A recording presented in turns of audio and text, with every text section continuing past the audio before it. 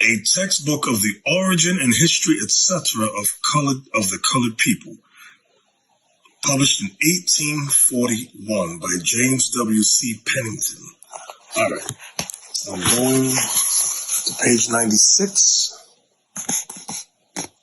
and let's read along, please. A stronger case still is to be found in the fact that the descendants of a colony of Jews originally from Judea to the coast of Africa are black. So I don't want y'all to forget that. So, because I know some of you are Christians and you have not been taught this by your ministers. Your ministers have done no research in anything. Forget what they've said. I'm going to show you true history, our true history. In brief, the image of the black in Western art, from the pharaohs to the fall of the Roman Empire.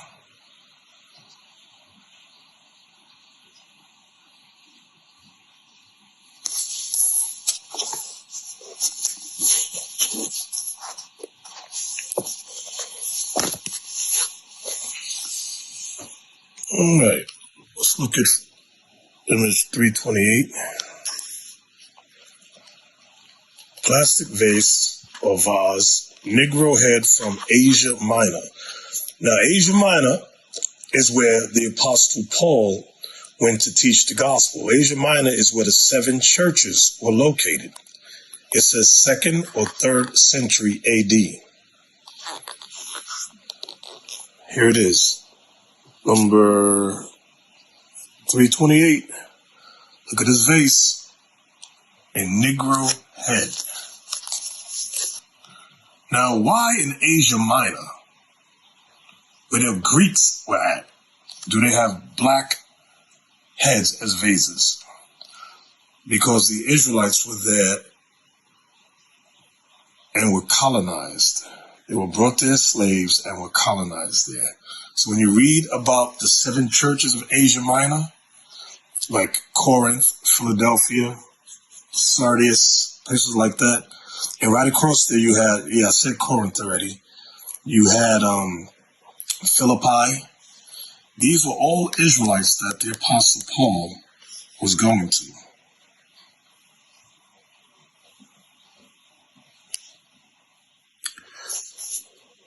A statue of a young black carrying a situla from Aphrodisias Imperial Baths, located in Paris. What's that, I-10? So this is a brother I'm about to show you, from Aphrodisias. He's a bathroom attendant. Okay.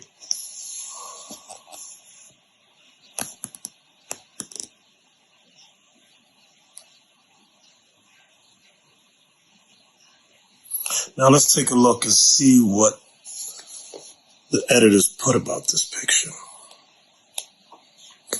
One of the finest of these figures is a statue of a young black from one of the imperial baths in Aphrodisias, figure I-10.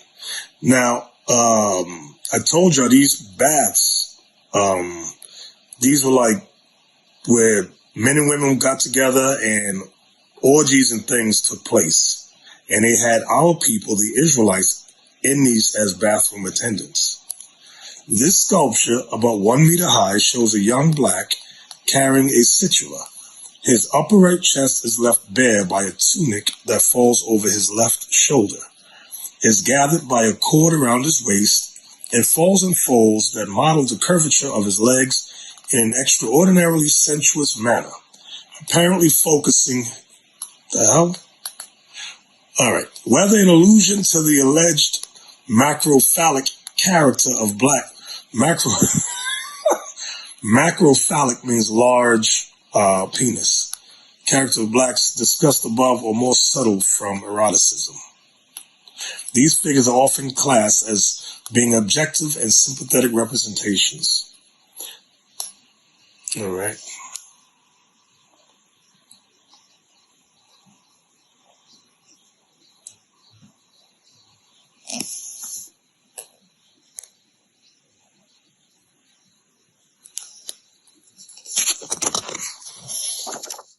A macrophallic Negro is seen in a mosaic at the entrance of the caldarium of the house of the Menander.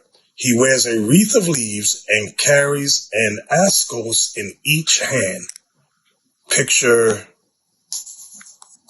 284. 284. There's the wreath of leaves and the ascos he's holding in each hand. These were Israelite bath attendants in around 70 AD. And as a bath attendant, not only was you a slave, you had to have sex with whoever called you, whether male or female.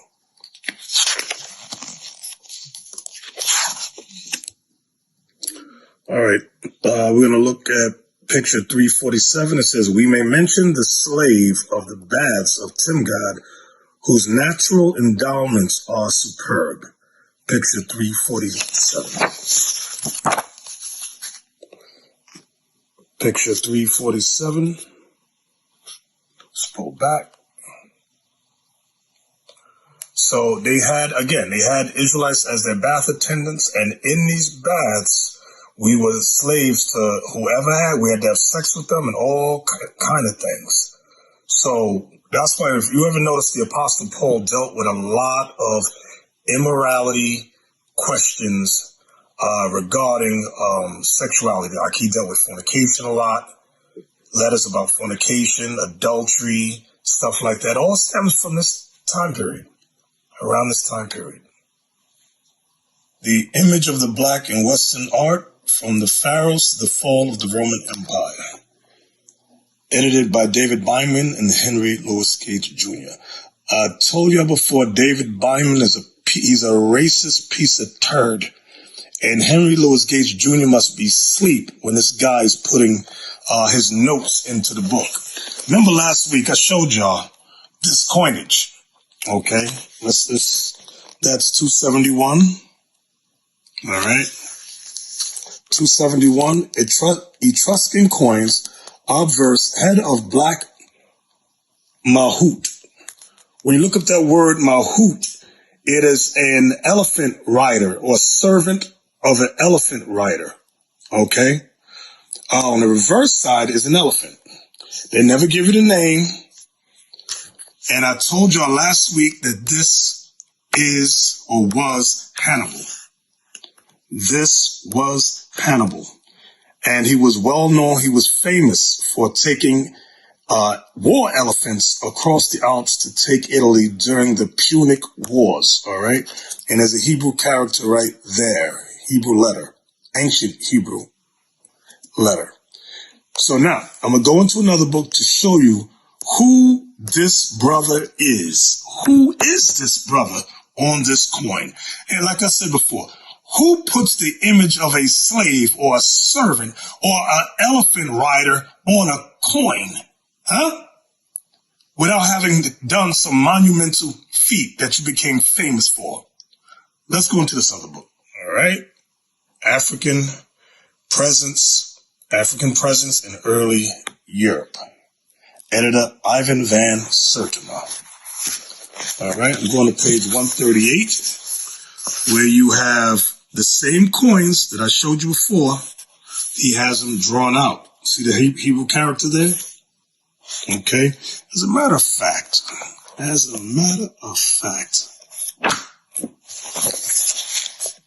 all right, just put it beside. There's the coins, the actual photos of the coins. Now, this author has drawings. All right. Let's go over. I'm on page 139. I'm going to start here at yet. Yet Snowden claims that these are representations of some of Hannibal's Mahouts, elephant riders, while other Africanist historians claim this is Hannibal himself. The Carthaginians rarely used coins or statue or stele to depict a figure not in the pantheon of gods or in the aristocratic hierarchy, and would deny a figure centrality or prominence to indicate its comparatively lower social plane of stature. We would therefore like to know which European speculator started this story about these coins representing mahouts. You see that? So even this author knows that this is Hannibal himself. Hannibal.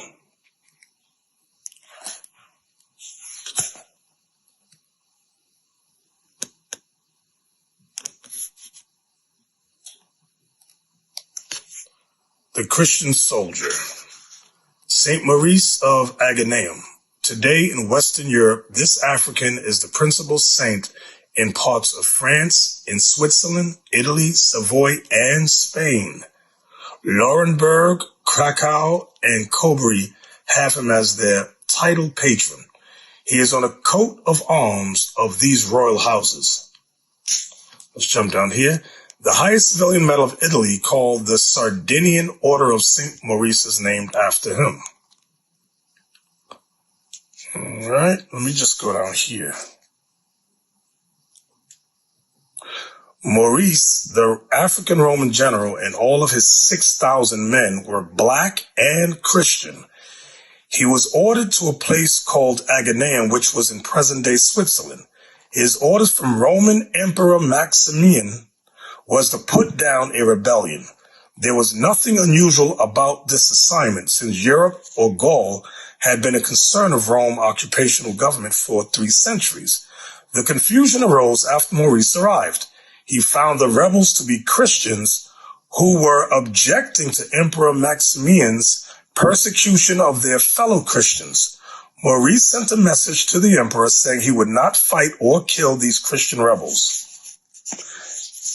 As punishment for his refusal to fight and kill the Christians as ordered, Emperor Maximian brought another army to Aganeum and killed all of the soldiers except the very few who escaped. Maurice was killed on the spot.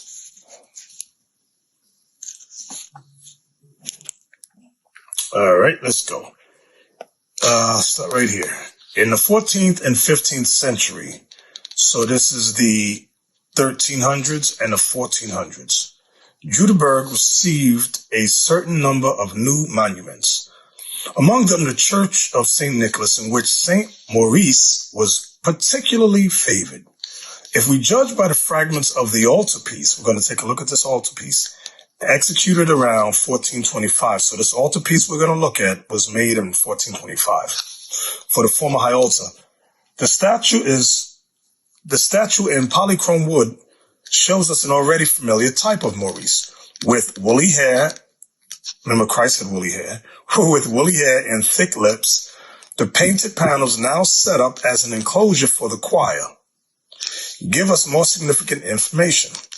Here, for the first time, we have a pictorial sequence that places the exotic Theban, referring to St. Maurice, among the numerous saints whose lives have been the subject of narrative cycles in art. It was logical to suppose that the baptism of a personage so firm in his faith must itself have been extraordinary, and it was tempting to paint that event, although no text related it. This is the old theme in the Aethiops, resurgent after a long progress that lies outside the scope of the present inquiry. Here, watch this, the refusal to renounce the faith, meaning renounce the faith of Black Christ and sacrifice to the gods of pagan Rome, is another frequent topic. As they are in many similar 15th century works, the pagan gods are symbolized here by grotesque devil with bat's wings. The hero's refusal leads to his beheading. That's what we just read about when the Emperor Maximian had him put to death. The hero's refusal leads to his beheading in the presence of the Emperor Maximian. It is important for us to emphasize that Maurice is brought before the emperor 3 times and that the emperor is a negative personage. treated here in an obvious, unfriendly way. Let's take a look at image 140, shall we? All right, here we go. So there's St. Maurice. Let me pull back first so I can see the whole thing. All right, St. Maurice, this is Emperor Maximian. He wants him to renounce the Black Messiah. And they say devil, but I believe, what year was this?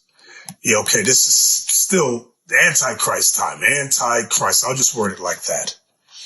Okay. This is when he was baptized. This is when he was brought before the emperor several times. And this is when the emperor had him beheaded, put to death, for refusing to carry out the emperor's ungodly order of murdering his fellow black Christians that followed the Black Messiah. All right, let's take a look at 132 and 133.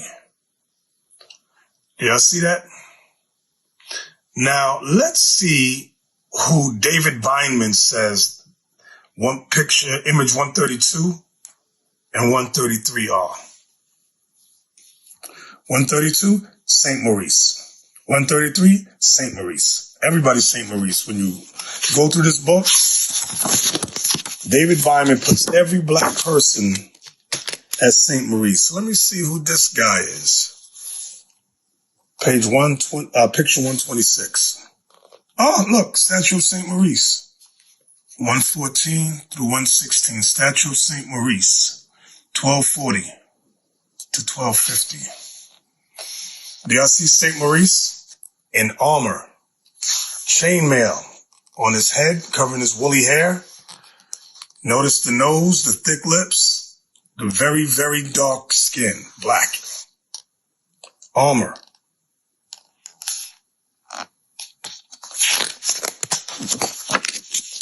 Here's a side view. See, a lot of y'all thought Christianity came up much, much later for black people.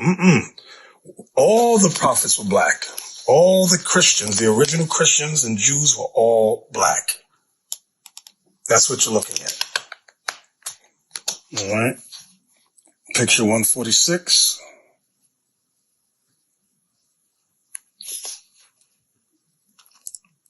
St. Maurice, statue from a niche in the central panel of the altarpiece, 1480 to 1490.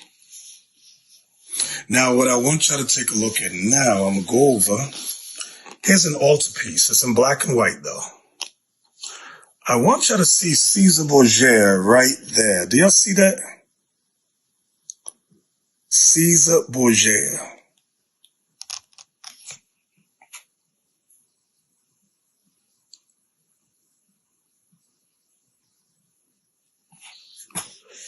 Now let's take a look at this. I want y'all to look at these three fellows right here, black. Notice that they're black. You got three white women over here. Caesar Borgia in the middle. Three black guys here. And this is picture 145. Altarpiece of the high altar, wings closed, late 15th and early 16th century. So this is from the 1400s. Remember, it was the 1400s when this was introduced, the white Jesus. But my focus now are these three guys right here. Okay, now we got it in color. These are the same three brothers in color. I want you to see how they're dressed. These are not slaves. This is picture 153. Let's see. Jenna von, whatever. Three companions of St. Maurice. Interior of the first wing on the right of the altarpiece of the high altar, dated 1511. So these are three companions, three friends of St. Maurice. Let's get some more. 156, statue of St. Maurice. Cape and armor. Look at his face. Look at the lips. Look at the nose. This is a black man, not a slave. This was a general in the military. 157, St. Maurice and his companions. I want you to see all of these black men here. There's St. Maurice there, and look at all his companions. Remember, he was over 6,000 black Christian soldiers. Look in the background. Black. Do y'all see that? So don't let people fool you into believing we were not Christians. We were Christians. Okay, we were in the military. And I want y'all to see how he's dressed also. He has the shield with a coat of arms with a black man's face on it, armor, cape. That's picture 137. 137, statue of St. Maurice. All right, let's watch this. When our research has been carried a good deal further, we shall have to look closely into the attitudes of the people of the 13th and later centuries towards blacks and Muslims. I want you to notice how he has it worded. Blacks and Muslims. Blacks and Muslims. As if no black was a Muslim. But it seems like he's making a distinction here between blacks and Muslims. Let's find out why. Blacks and Muslims who had accepted Christianity. At present, we do not know enough to come to a conclusion. At any rate, the baptism theme spread after 1250 in Aragon, as well as in Castile. An Aragonese fuero statue issued in the second half of the 13th century indicates the will to facilitate such conversion. Baptism, and with it, the social and moral rights attaching to it, was to be granted to any Jew or Muslim who sincerely desired to convert to Christianity. Notice here he says Jew or Muslim here, but just above he got blacks and Muslims. Do y'all see that? Can you catch on to that? Can you dig it?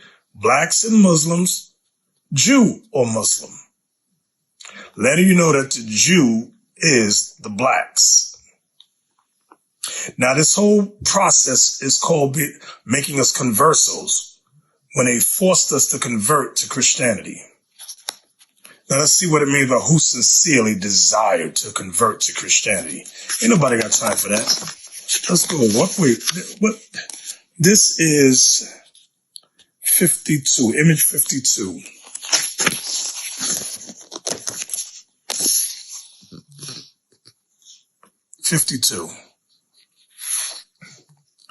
Does it look like they have a sincere desire to become Christian? You see this guy got a sword behind my man's head right here, and the king got a sword in front of him. This don't look like sincere conversion. This looks like forced.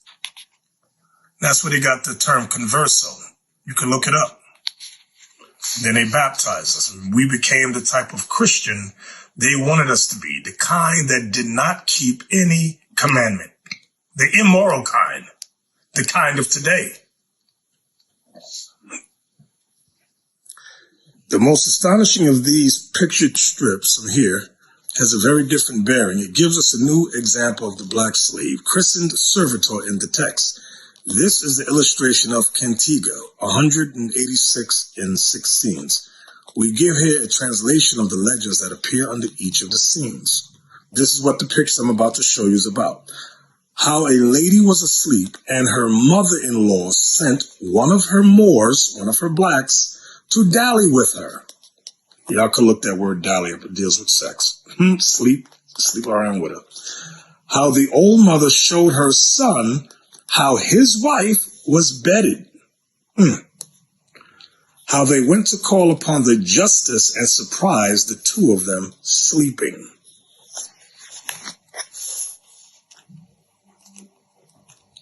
how the justice took the lady and the Moor and led them away to be burnt, how the traitorous Moor was burnt and Our Lady protected the lady whom the fire did not touch. That's this lady with the big O and capital O and capital L is supposed to be Mary. Protected the lady whom the fire did not touch.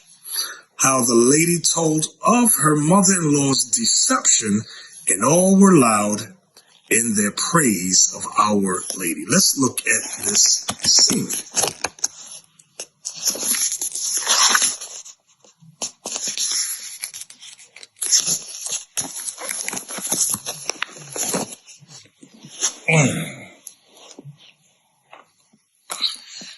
All right, here we go. Let me see if I could get in close. All right, there's the white woman sleeping. There's the mother-in-law, and there's her Moor. This Moor was her servant, her slave. Now remember, this is all a chess move to get them out of Spain.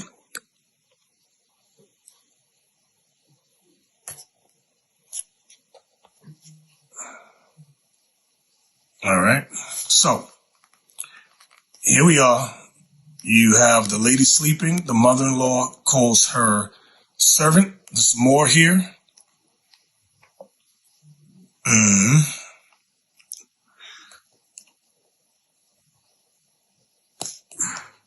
Then the mother-in-law calls her son, the son-in-law, the husband of the wife, and shows them sleeping in bed together. Then they call the justices. These were the justices, and they wake them up. All right. The mother-in-law is accusing her more of having what do they call it? Miscegenation, interracial relations. All right. They take the Moor away. They tie him up, carry him away. They bring her, the adulterous woman out too. Then they set the Moor on fire, but the white woman was spared torment by Our Lady, the ever virgin. You're right. And they stood around and mocked the black man being burned alive.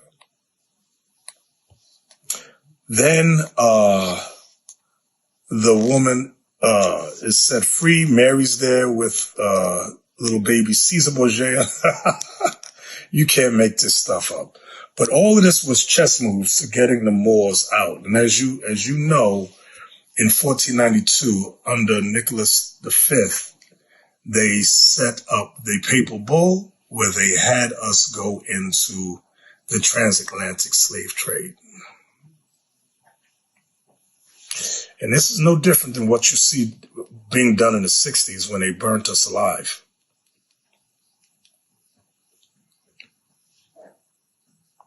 All right, you saw it for yourself. Wasn't that some good stuff? It was sure good to me. Makes my teeth white. That's right. Hey, what we're going to do today is discuss the Arab-Iranian alliance, the threat of it. Okay, what's the controversy? We're going to discuss it according to the Bible. So let's take a look at today's clip that I'm going to comment on, all right? And I'll be back with my commentary. Breaking news. Iran and Saudi Arabia announced today that they are normalizing relations. Now, these talks between Saudi Arabia and Iran have been taking place in Beijing, and China's communist regime brokered the talks and now helped to solidify once again relations between these two rivals. There have been no diplomatic relations between Iran and Saudi Arabia since 2016. Of course, in 2019, as we've mentioned many times here in the newscast, Iran carried out a hybrid drone and missile attack against Saudi oil fields. That was a major, major incident, folks. And we have Iran also backing those Houthi rebels in Yemen, which have been waging war with a Saudi-led Arab coalition over the past several years. So needless to say, Iran and Saudi Arabia, in most cases, have been at loggerheads. And what we've seen shaping up in the region is, on one side, the Iran axis, including the Iranian regime, Hezbollah, Hamas, the Houthis, the Assad regime in Syria, and on the other side, Saudi Arabia and the Sunni Arab nations, like the Abraham Accords nations, the UAE, Bahrain, and then Jordan, Egypt, and Israel. They've been on the other side of that divide, and we've had talk in recent months, but especially in recent days, by none other than Israel's Prime Minister, Benjamin Netanyahu, about Saudi Arabia joining the Abraham Accords. And then we have this curveball today with the Saudis announcing normalized relations with the Iranian regime. Folks, these were in many cases sworn enemies. Saudi Arabia considers itself the standard bearer for the Sunni Muslim world, and Iran, of course, considers itself a Shia superpower. Now, what happens? That's the big question, right? As this story develops, and we'll dig into this more next week. Number one, what happens to the Abraham Accords? Does Saudi Arabia still join with Israel and normalize relations with Israel? Is Israel surprised about this announcement today between Iran and Saudi Arabia? That's number one. Number two, not a question, but a statement of fact here, folks. China considers itself a big winner in this situation, or the big winner. They just brokered the normalization of relations between two rivals. Again, they hosted these talks in Beijing, and you see an end around the United States. In the past, when there were peace talks, the U.S. was usually the broker. What this shows you on the part of Saudi Arabia is they just don't trust. Saudi's leaders just don't trust the Biden administration. And that's why they're getting closer to the regime in Beijing, to the regime of Vladimir Putin as well.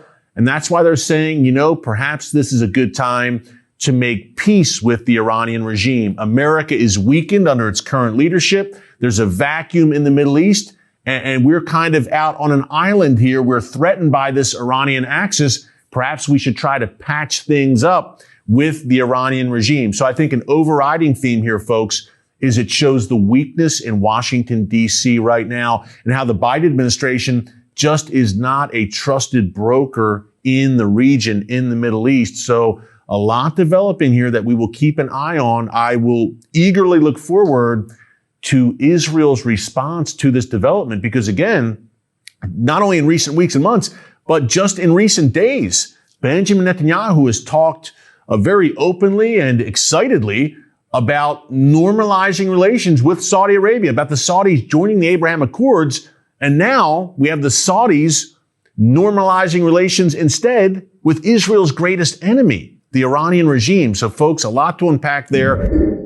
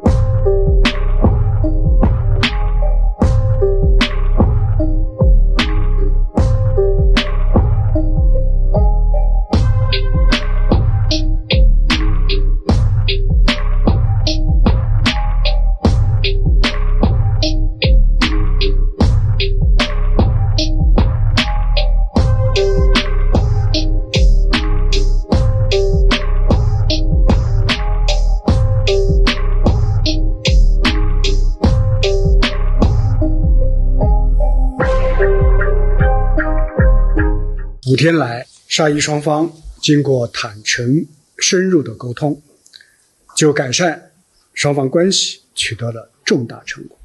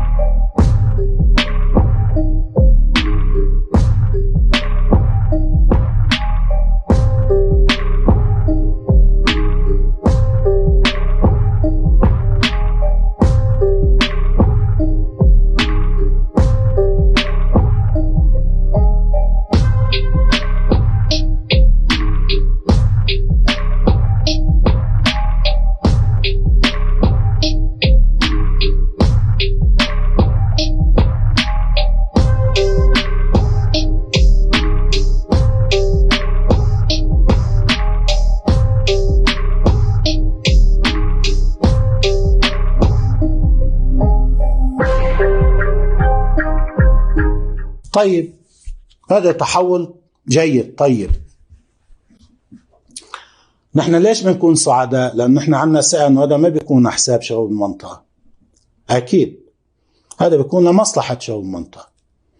إذا بيتعاونوا بينفتحوا على بعضهم، أكيد هذا بيساعد بلبنان، بيساعد باليمن، بيساعد بسوريا، بيساعد بالمنطقة. وثقتنا مطلقة بأنه هذا لا يكون على حسابنا، ولا على حساب الشعب اليمني، ولا على حساب سوريا، ولا على حساب المقاومة.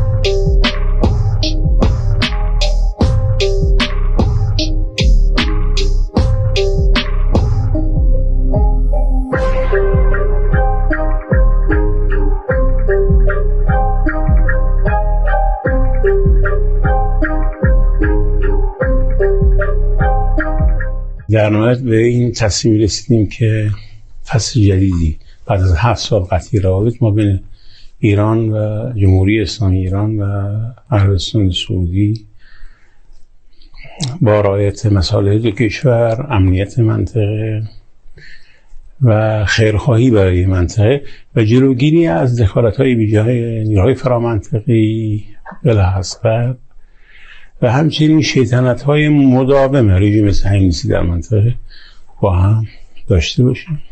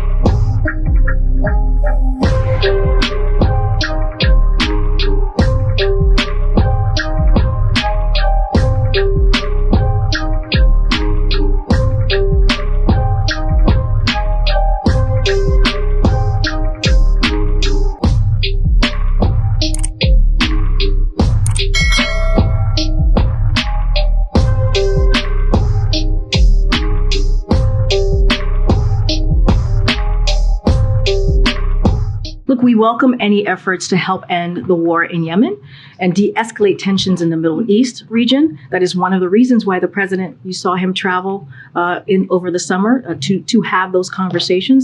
De-escalation and diplomacy together with deterrence are key pillars of the policy that President Biden outlined during his visit in July in the region. So again, de-escalation, tensions in the Middle East clearly is a priority, and he welcomes that.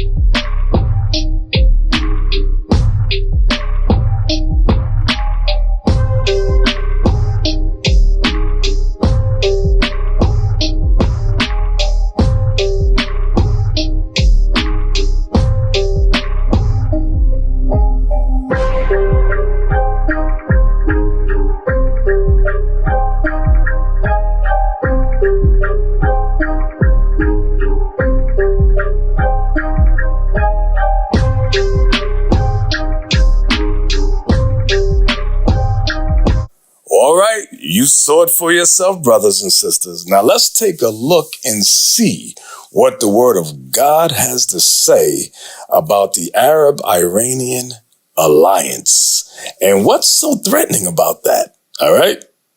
Saudi Arabia and Iran has reestablished diplomatic relations, which was mediated by China. Now that's some funny stuff. And the Israelis, the so-called Israelis, are mad as hell. Well, rightfully so.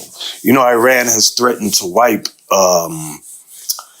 the Israelis off the face of the map. That's why the Israelis don't want Iran to get any nuclear capabilities. They're going all out with the help of the United States to prevent Iran from getting nuclear power. Why is that? Because they already know Iran has put it out publicly. They want to wipe Israel off the face of the map. But now we're going to go into the scriptures prophetically and take a look at what's going to happen. Now, the capital of Saudi Arabia, of course, some news broadcasts say Riyadh. I don't know if I'm pronouncing it. Riyadh. Riyadh. I guess that's the capital of Saudi Arabia. And Tehran, which is the capital of Iran. But America's pissed. Israelis are pissed. White folks is pissed. Why?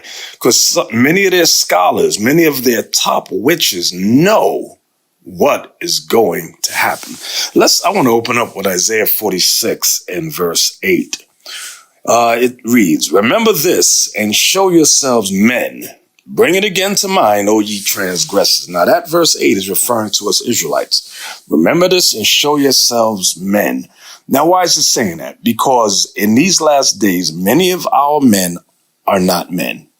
And when I say that, I'm not talking about the transformer men. I ain't talking about them dudes. I'm talking about these Israelite men, these Christian and Muslim men who are Israelites, but they're not standing up as men of God. They're not putting on that spirit, that Holy Spirit, to stand up with strength, might, and fortitude against this wicked world. They're trying to assimilate. They're trying to get along, be along, stuff like that.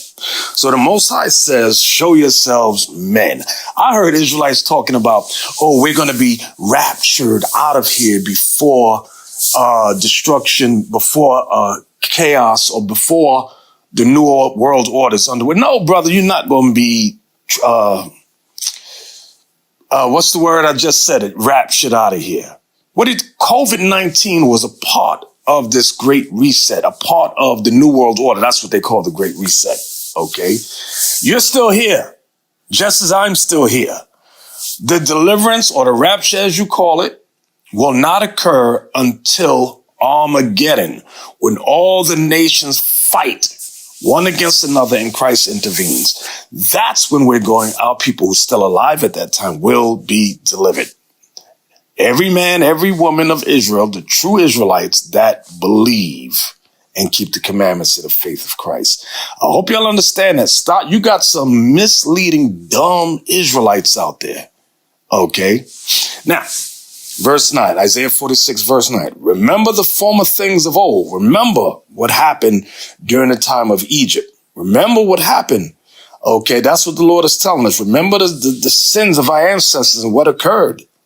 Okay, again, remember the former things of old. For I am God and there is none else. I am God and there is none like me. Declaring the end from the beginning. The Most High tells us the end of this matter, the end of all matters from the beginning, meaning from the time of Genesis, before it occurs, and from ancient times the things that are not yet done, saying, my counsel shall stand, and I will do all my pleasure. What is God's counsel? The Bible. What is God's counsel? The Bible. So if you're ever curious to understand what is the counsel of God, just open the Bible. All right, let's go to Luke 21 and verse 36. And it says, watch ye therefore and pray always. You see that right there? Watch ye therefore and pray always. What does it mean, pray always? Let's go to Psalms 55 and verse 17. Watch this. It reads, evening and morning and at noon will I pray and cry aloud, and he shall hear my voice. Some of you thought that the Muslims started the praying 3 times a day. No, it was our forefathers, the Israelites. Remember, Islam started 600 years after Christ died and resurrected. They came 600 years after the fact. So what we're reading here in Psalms 55, okay, which is a psalm of King David, verse 17 again, it reads, evening and morning and at noon will I pray and cry aloud, and he shall hear my voice. So we prayed 3 times a day. Okay, we prayed 3 times a day, just as we do today, pray 3 times a day. Okay, notice it starts off with evening. Why? Remember Genesis 1? The evening and the morning were the first day. God's days begin with the evening. Okay, when sundown, that's the beginning of the next day, sundown. Okay, so that's when you begin your evening prayer. Evening is anywhere from, let's say, sundown to midnight, and you got that window there. Okay, morning, when is morning? From sunrise, which let's say about 6 a.m.-ish, from there to like 11 a.m., do your prayers in there. Then it says, and at noon. When is noon? 12 in the afternoon to like, I give you until like maybe 4-ish, something like that. That's your noon prayer. So now, let's go back to Luke 21 and 36. Watch ye therefore. When it says watch, it means watch what's happening in this world. That's what Christ is commanding us. Watch ye therefore and pray always. Pray always. Keep your mind on the Most High, that ye may be accounted worthy to escape all these things that shall come to pass and to stand before the Son of Man. That's the King of Kings and Lord of Lords. Okay. Now, America thought, Netanyahu thought that Saudi Arabia was going to be part of the Abrahamic Accords. Now, they are part of the 3 Abrahamic faiths, as I've been showing you. Okay. And let me tell you, there will seem in this world like there shall be peace on earth, goodwill towards men. Let's go to 1 Thessalonians 5 and 3. For when they shall say peace and safety, let's read that again. For when they shall say peace and safety, then sudden destruction cometh upon them. You see that? That's when World War III Armageddon's going to pop off. Then sudden destruction cometh upon them, as travail upon a woman with child. What does that part mean? As travail upon a woman with child. Well, if you're watching in the news, I want you to think about global politics, what's going on. You'll have rumors of war, and then war pops off. Then it seems like things calm down. You have pestilence, COVID-19, Ebola. They say SARS is coming up. These pestilences, it's on a rise, then it drops down, and it seems like everything's dandy. Everything's good. Okay, you get new laws of legislation, okay, and everybody's up in arms. Hey, what's going over here? For example, Mississippi, they're trying to bring back Jim Crow laws. Then things calm down, and everything seems like it's all good. And you black people, you Latin people, you Native Americans, you Israelites, what do? You go right back to sleep. You go right back to sleep. That's what you all do. Okay? You're living in a fairy tale, in a dream world. Let me show you what I mean. Let's go to 2nd Esdras chapter 16, and let's start at verse 19. And it reads, behold, famine and plague, tribulation and anguish are sent as scourges for amendments. So the Lord's telling you in these last days, he would always send famine, plague, tribulation, and anguish, which are sent as scourges for amendments. Verse 20, but for all these things, they shall not turn from their wickedness. You see that? Nor be always mindful of the scourges. Meaning you go back to sleep. You'll be up in arms. You'll be, oh, what's happening in the world? Oh, I wonder what's going on. Then when things calm down, you go right back to your wickedness. Verse 20 again. But for all these things, they shall not turn from their wickedness, nor be always mindful of the scourges. You see that? Look at the next verse. Behold, victuals shall be so good cheap upon earth. That means food. That they shall think themselves to be in good case. A lot of you feel like you're in a good situation. You got your Costco's, you got your Walmart, you got Target, you got all these food available to you. And pretty much at one time it was very, very cheap. And y'all see inflation's going up. But let's read it again. Behold, victuals, which means food, shall be so good cheap upon earth that they shall think themselves to be in good case. That's what a lot of you blacks and Latinos think. You think you're in a good situation. And even then shall evils grow upon earth. Y'all see that right there? Your churches ain't teaching you that. Sword, that means war. Famine is coming. And great confusion. Y'all see that? Y'all see that? I want to read that next verse. For many of them that dwell upon earth shall perish of famine, food shortages, and the other that escape the hunger shall the sword destroy, meaning war. You see that? Your pastors ain't teaching you nothing. Let's go back to 1 Thessalonians 5:3. For when they shall say peace and safety, you see that part right there? Watch this. Then sudden destruction cometh upon them. Boom. World War III, Armageddon. That's how it's going to get down. As travail upon a woman with child. Meaning a woman with child, what? She has labor pains. Sometimes it's 5 hours apart, then 4 hours apart, 3 hours apart, 2 hours apart, 1 hour, 30 minutes apart, 15 minutes apart, 5 minutes apart, the baby come. The Lord said that's how it's going to be in this world. Problems will occur 5 years apart.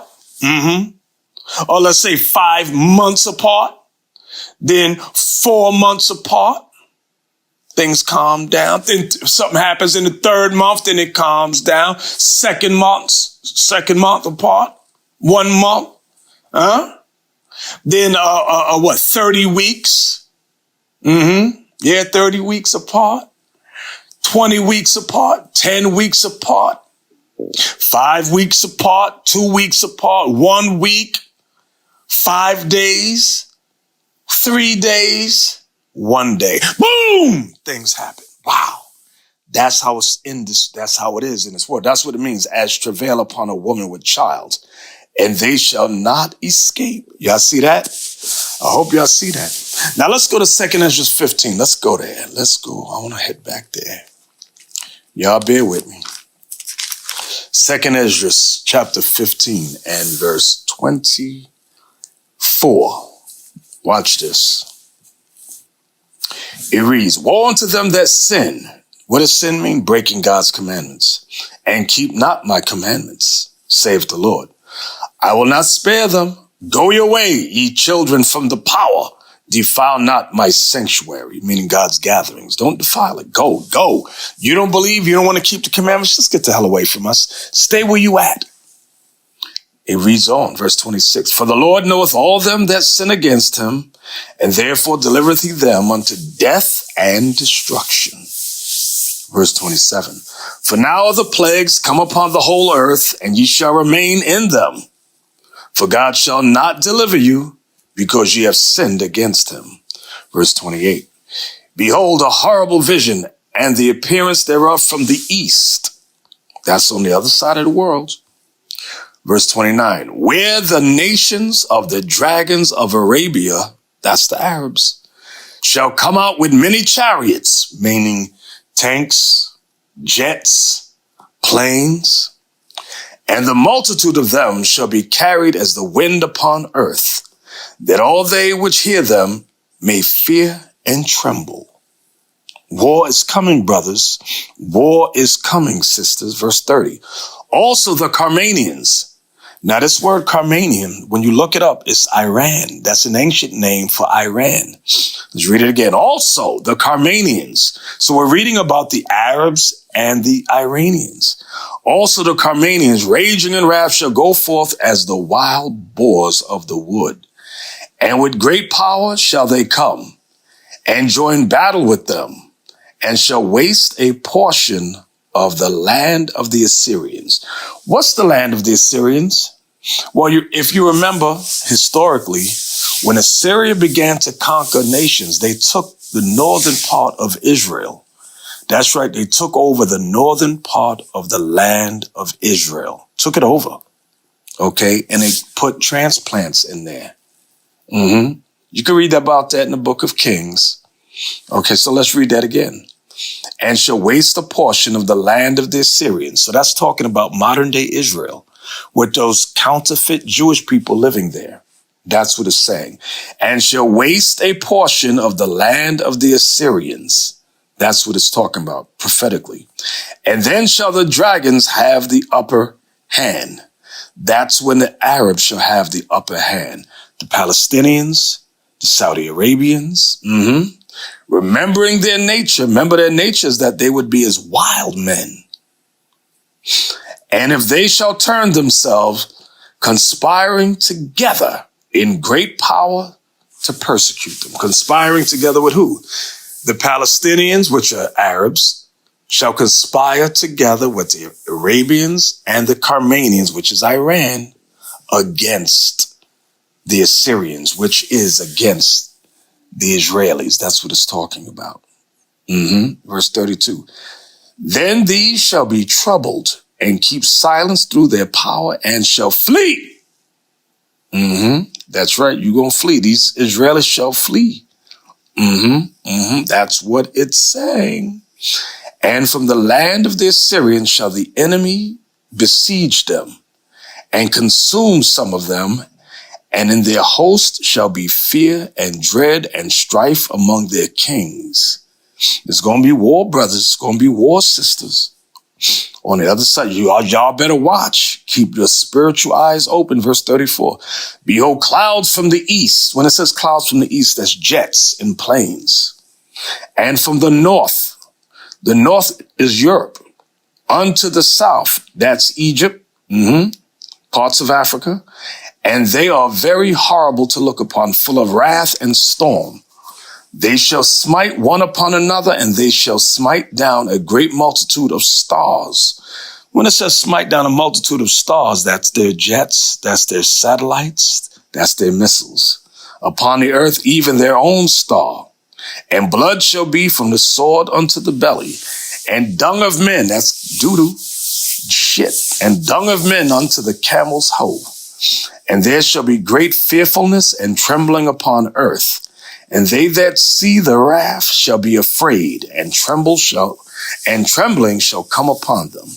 And then shall there come great storms, military armies, from the south, that's Saudi Arabia, parts of Africa, Egypt, and from the north, that's Europe, and another part from the west, that's the Americas and Canada. And strong winds shall rise from the east. That's Asia, China, North Korea, India, so forth and so on. That's the eastern countries.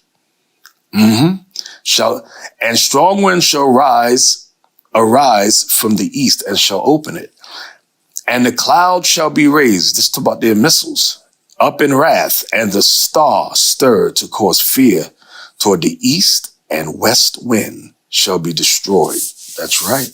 That's the prophecy.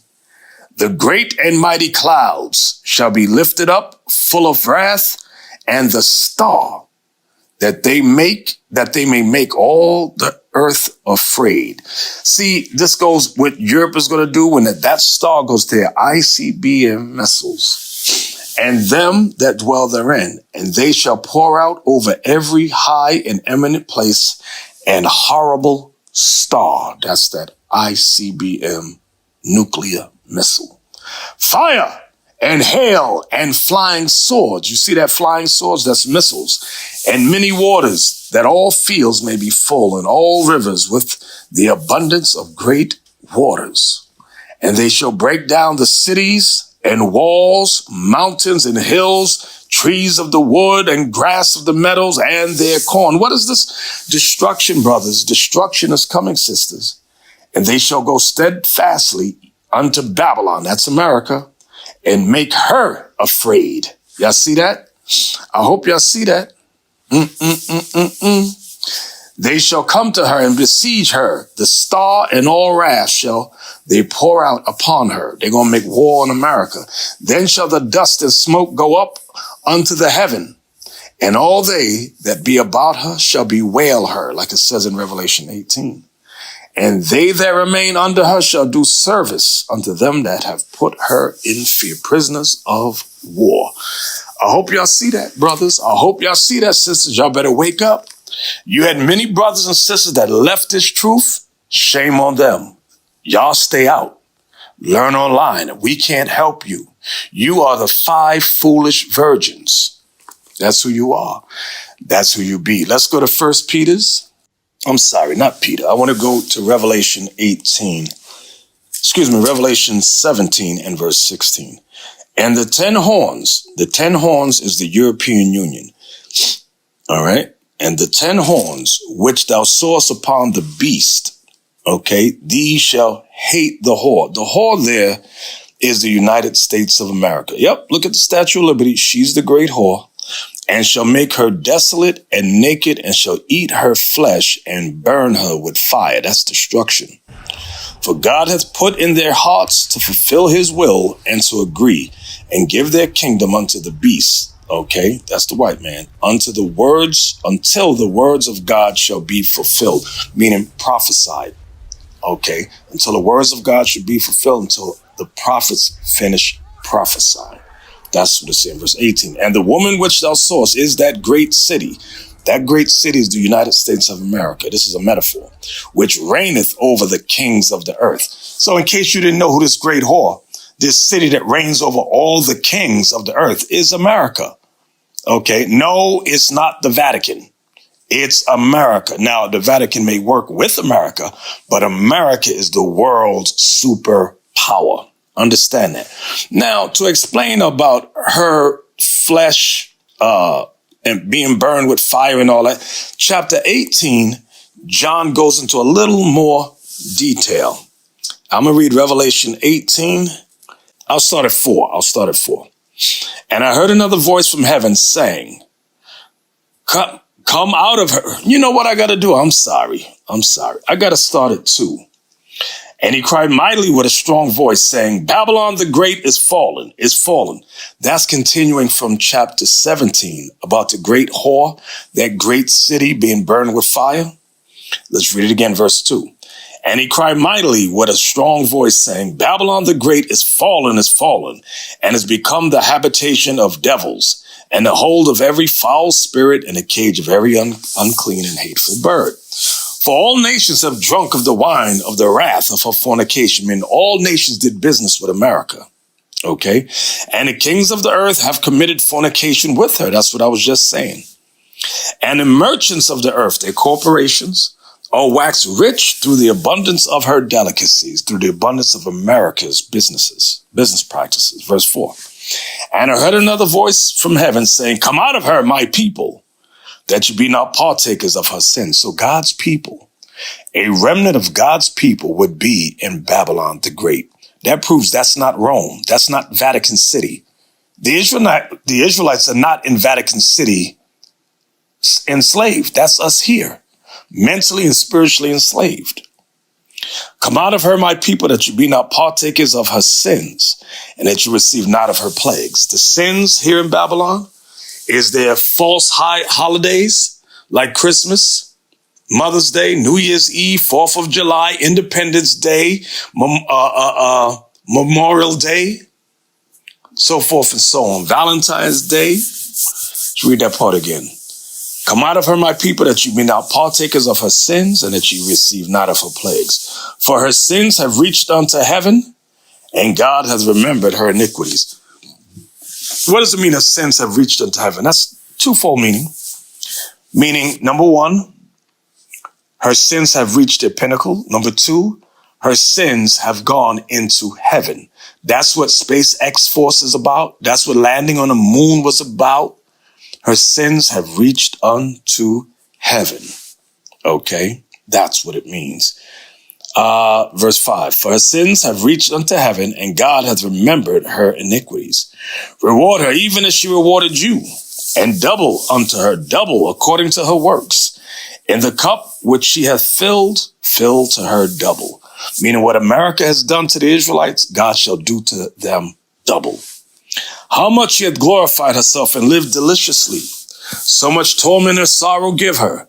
For she saith in her heart, this is what America says, this great whore from chapter 17, I sit a queen and am no widow, and shall see no sorrow, meaning nobody can conquer me.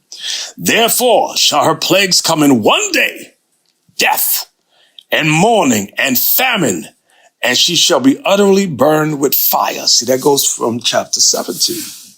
For strong is the Lord God who judgeth her, and the kings of the earth who have committed fornication and lived deliciously with her shall bewail her and lament for her when they shall see the smoke of her burning, standing afar off for the fear of her torment, saying, alas, alas, that great city Babylon, meaning the United States of America, that mighty city, for in 1 hour is thy judgment come. And the merchants of the earth, meaning the corporations of the earth, shall weep and mourn over her, for no man buyeth their merchandise anymore. You see that? Do y'all see the prophecy of what's going to happen? Woo! That's a cold, cold deal. Now, let's go on back. What I originally said, let's go back to 2nd Esdras. Because it's talking about the same thing, brothers, sisters. It's talking about the same thing. 2nd Esdras 15:43. And they shall go steadfastly unto Babylon, that's America, and make her afraid. They shall come to her and besiege her. The start and all wrath shall they pour out upon her. Then shall the dust and smoke go up unto heaven, and all they that be about her shall bewail her. That's what we just read. And they that remain under her shall do service unto them that have put her in fear, meaning the European Union. Okay? And thou, Asia, see, China, you ain't getting away. China's not getting away. Asia consists of about 48 different countries. But the main countries that's under Asia, that's under that umbrella called Asia, is China, Japan, India, Pakistan. Those are the top 4 ones, okay? And thou, Asia, that art partaker of the hope of Babylon, and of the glory of her person, woe be unto thee, thou wretch, because thou hast made thyself like unto her. All you nations under Asia want to be like America. And has decked thy daughters. When it says deck thy daughters, it's talking about their corporations. Is using a metaphor. And has decked thy daughters in whoredom, that they might please and glory in thy lovers, which have always desired to commit whoredom with thee, always desired to commit whoredom with Babylon the Great, America. Thou hast followed her that is hated. So Asia has followed America that is hated in all her works and inventions. You see that? In all her works, her business practices and inventions. Therefore, saith God, I will send plagues upon thee, widowhood, poverty, famine, sword, and pestilence to waste thy houses with destruction and death. So China, Japan, India, Pakistan, y'all ain't getting away either. Nobody gets away. And the glory of thy power shall be dried up as a flower, when the heat shall arise that is sent over thee. That's the bombs. Boom! On top of Asia. China, portion of you going to be destroyed. Japan, India, Pakistan. Thou shalt be weakened as a poor woman with stripes, and as one as one chastised with wounds. So that the mighty and lovers shall not be able to receive thee. Nobody gonna be able to help you. Would I with jealousy have so proceeded against thee, saith the Lord, if thou hadst not always slain my chosen. See, Asia, China, Japan, when you check out the history, we were captive under them, even during the Middle Ages. India, Pakistan. If thou hadst not always slain my chosen, exalting the stroke of thine hands, and sang over their dead when thou wast drunken. Set forth the beauty of thy countenance, making mockery of the Israelites. We were they called us the Zanj, Z-A-N-J, if I'm not mistaken. You can look it up.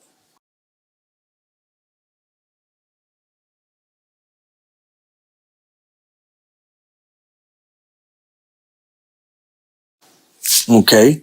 The reward of thy whoredom shall be in thy bosom. Therefore shalt thou receive recompense, meaning judgment. Payback. That's right. That's what the Bible says. Like as thou hast done unto my chosen, saith the Lord, even so shall God do unto thee, and shall deliver thee into mischief, meaning destruction. Thy children shall die of hunger, and thou shalt fall through the sword. Thy cities shall be broken down. You see that? By Hong Kong, by Korea. You see that? By Tokyo. Thy children shall die of hunger, and thou shalt fall through the sword. That means war. Thy city shall be broken down, and all thine shall perish with the sword in the field.